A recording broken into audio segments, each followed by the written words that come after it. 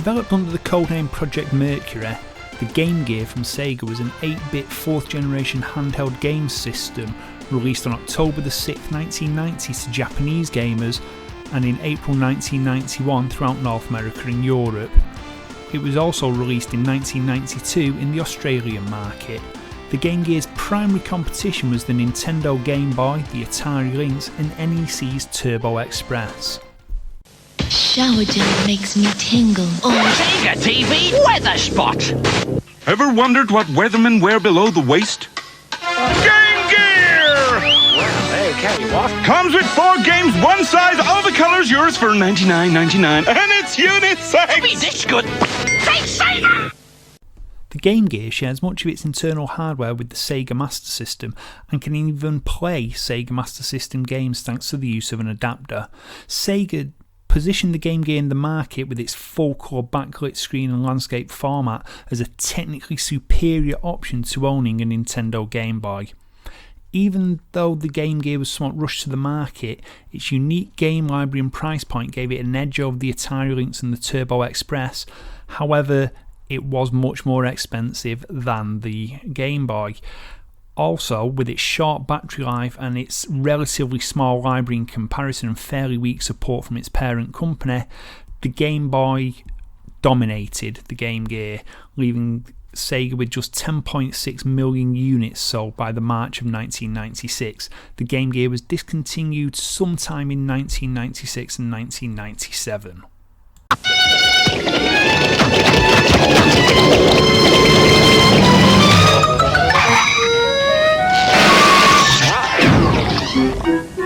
Hey man, get portable. Get a Game Gear Supersonic Sports Pack. A color portable Game Gear, carrying case, and 2 hit games. Sonic 2, and the Majors Pro Baseball. Whoa, you can save $50. The Game Gear Supersonic Sports Pack. You know who makes it. Coffee? Tea? Take it up! Now let's have a look at the specifications of this piece of kit from Sega.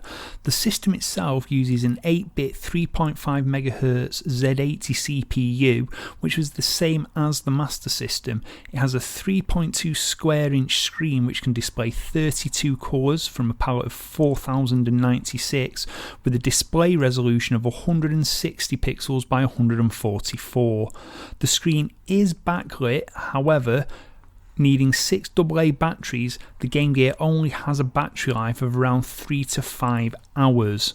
Now, physically the Game Gear is quite a beast, measuring 21cm across, 11.3cm high, and a very chunky 38mm or 3.8cm thick. Now this makes it a bit of a chunky boy, but it is very comfortable to hold. Like many systems at the time, the Game Gear was host to a number of peripherals released for it, including the Master Gear Converter, which allowed users to take their Master System games and plug them into the Game Gear and play those whilst on the move, thus boosting the system's software library.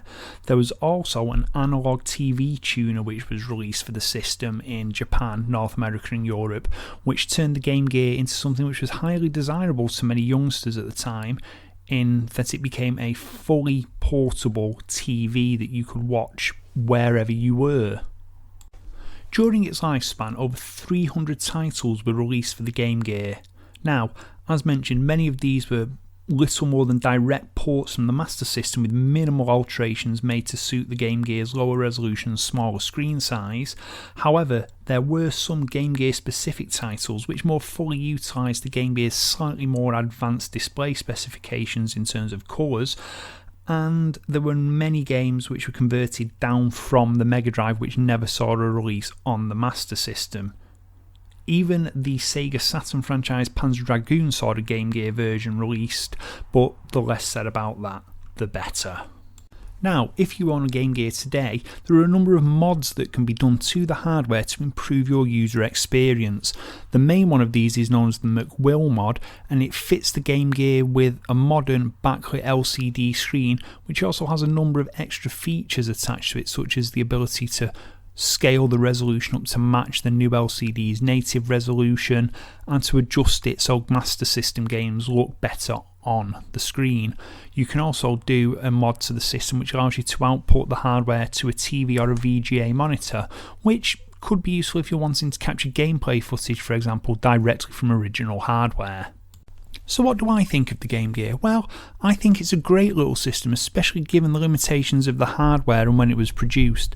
Sega really did try with this system, and even though in many ways it was underpowered, it was also overpowered, especially when you look at how rapidly it ate through batteries in a similar way to the Atari Lynx. However, the fact that there were a number of exclusive games for it and you had access to the entire Sega Master System back catalogue if you had the Master Gear adapter meant you had a system which, when it launched, gave you hundreds of games which you could play.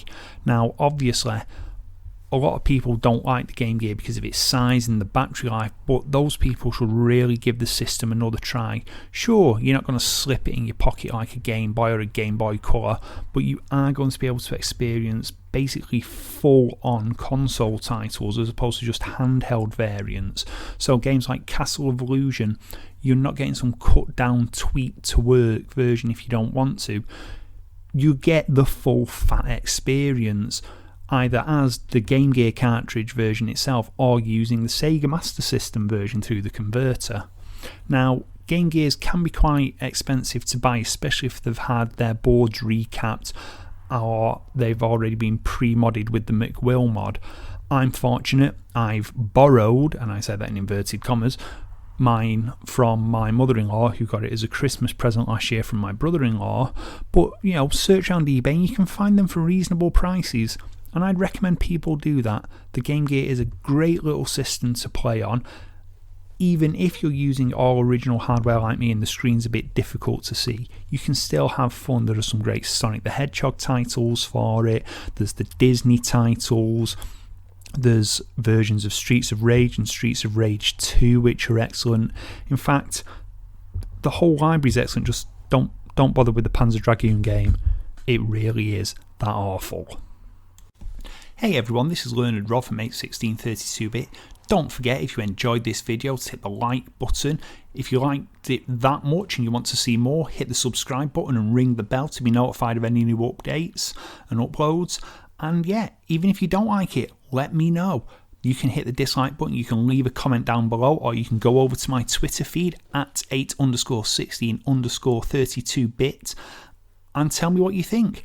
I'm open to all kinds of comments. I don't mind if it's good or bad. But yeah, let me know.